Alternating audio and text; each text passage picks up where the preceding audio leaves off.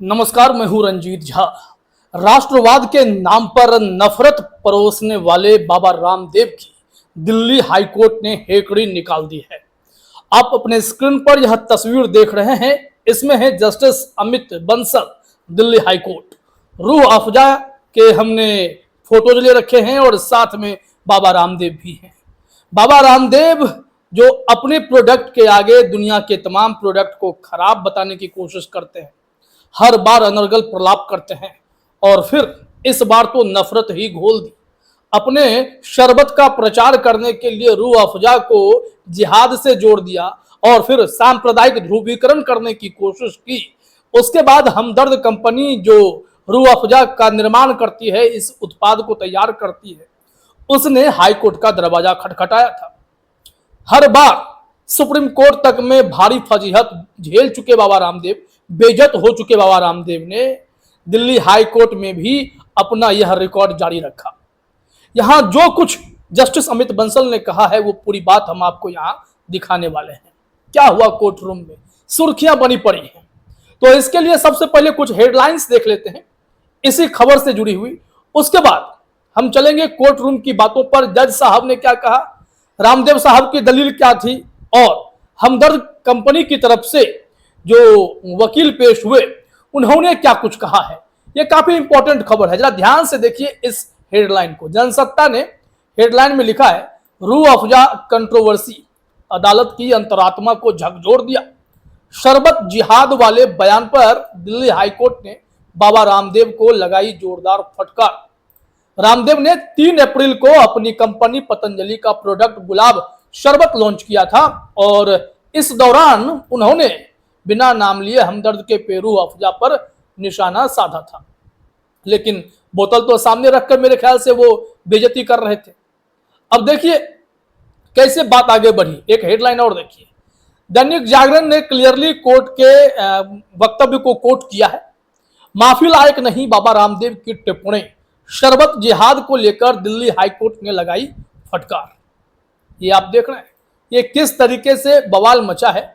अमर उजाला ने लिखा, दिल्ली हाईकोर्ट बाबा रामदेव के शरबत जिहाद बयान पर जताई नाराजगी, कड़ा आदेश देने की चेतावनी। उसके बाद दैनिक भास्कर को भी देख ही लीजिए। दैनिक भास्कर में ये देख लीजिए बाबा किस हिसाब से प्रचार करते हैं, कैसे किसकी बेइज्जती करते हैं। यहां देखिए, हाईकोर्ट बोला शरबत पर रामदेव का बयान माफी लायक नहीं, अपने विचार अपने तक रखें। बयान ने आत्मा झकझोर दी।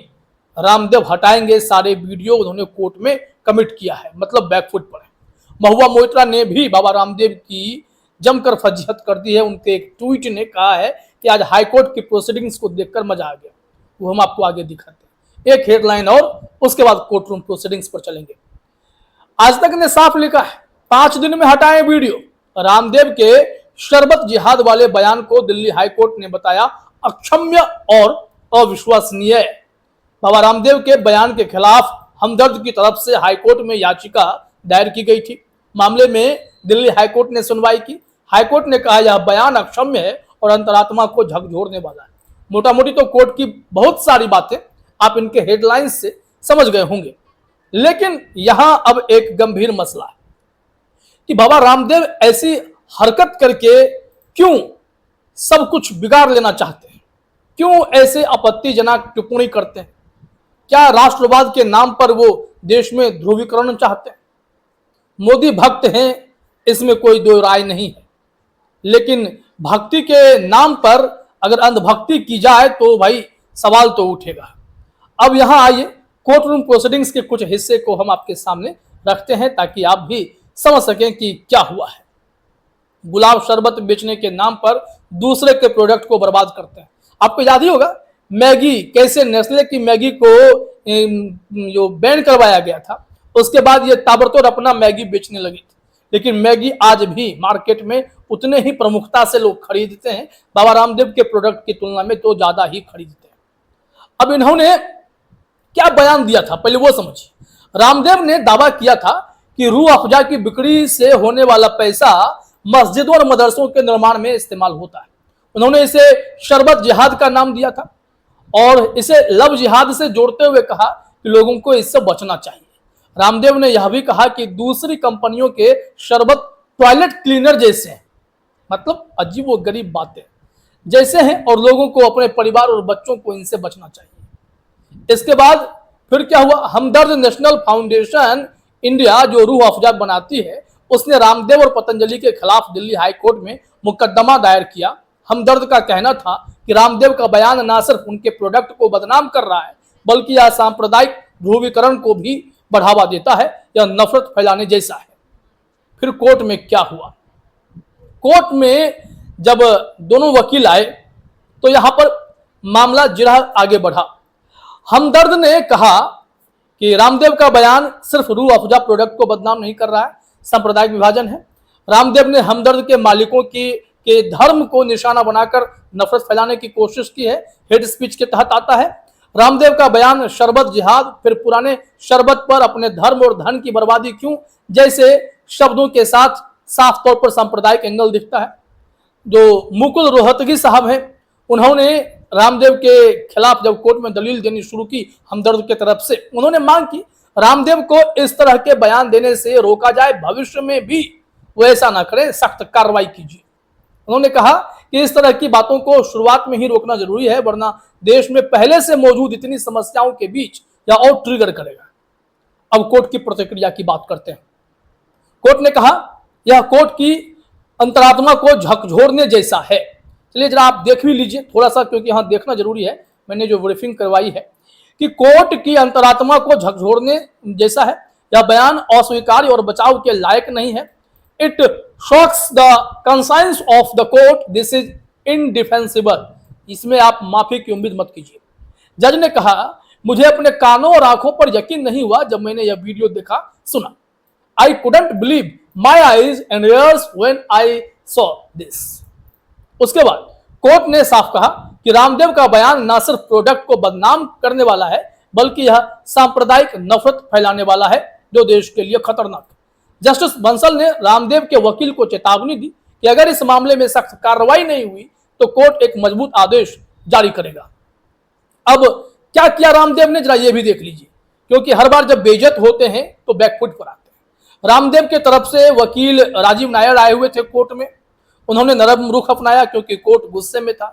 राजीव नायर ने कोर्ट को आश्वासन दिया कि रामदेव और पतंजलि उन सभी वीडियो और विज्ञापनों को हटा लेंगे जिनमें रूह अफ़ज़ा के खिलाफ इस तरह की बातें कही गई हैं। उन्होंने कहा हम वीडियो हटा रहे हैं, we are pulling down the videos. Nair ने यह भी कहा रामदेव और पतंजलि किसी भी धर्म के खिलाफ नहीं है और कोर्ट इस बात को अपने आदेश में दर्ज करे। हालांकि जो हमदर्द है, हमदर्द के वकील संदीप सेठी भी थे। उन्होंने कहा कि रामदेव को कंपनी के मालिकों के धर्म को निशाना बनाने से रोका जाना चाहिए। इस पर नायर ने जवाब दिया कि रामदेव को अपने राजनीतिक विचार रखने से नहीं रोका जा सकता, लेकिन प्रोडक्ट की बदनामी के मामले में वह हलफनामा दाखिल करेंगे। अब यहां देखिए जो कोर्ट का आदेश आया, कोर्ट का आदेश बहुत इंपॉर्टेंट है। कोर्ट ने कहा 1 मई 2025 को हम फिर केस सुनेंगे। हलफनामा 5 दिनों के अंदर दाखिल करना होगा। उन्होंने कहा मौखिक माफी से काम नहीं चलेगा। कोर्ट ने कहा कि यह आश्वासन सिर्फ मौखिक नहीं हो सकता। रामदेव को एक हलफनामा एफिडेविट दाखिल करना होगा जिसमें वह लिखित रूप से यह वचन दें कि भविष्य में इस तरह के बयान, विज्ञापन या सोशल मीडिया पोस्ट नहीं करेंगे। रामदेव को तुरंत उन सभी वीडियो, विज्ञापनों और सोशल मीडिया पोस्ट को हटाना होगा जिनमें रूह अफ़ज़ा के खिलाफ शरबत जिहाद जैसे बयान दिए गए हैं। तो आपने देखा कि रामदेव पहले भी आलोचना झेल चुके हैं। एलोपैथी दवाई को लेकर भी उन्होंने अनाप बयानबाजी की थी, जिसके बाद कोर्ट ने इन्हें खूब बेइज्जत किया था, फिर बेइज्जत हो गए। महुआ मोइत्रा ने कहा really enjoyed the way Delhi high court served up शरबत ए बाबा टुडे, वे टू गो। उन्होंने कहा कि मैं खुद इस मामले को देखकर संतुष्ट हूं। अच्छा लगा कि रामदेव को दिल्ली हाई कोर्ट ने अच्छे से समझा दिया है कि नफरत फैलाना आप बंद कर दीजिए। कुल मिलाकर इस रिपोर्ट ने साफ कर दिया है कि बाबा रामदेव आप सस्ते में तो नहीं छूट सकते। तो देखा आपने यह खबर कितनी बड़ी और व्यापक भी है। तो बाबा रामदेव उम्मीद करते हैं कि आप अपनी आदतों से बाज आएंगे। फिलहाल इस वीडियो में इतना ही। आप तमाम साथियों का हमसे जुड़ने के लिए बहुत बहुत धन्यवाद।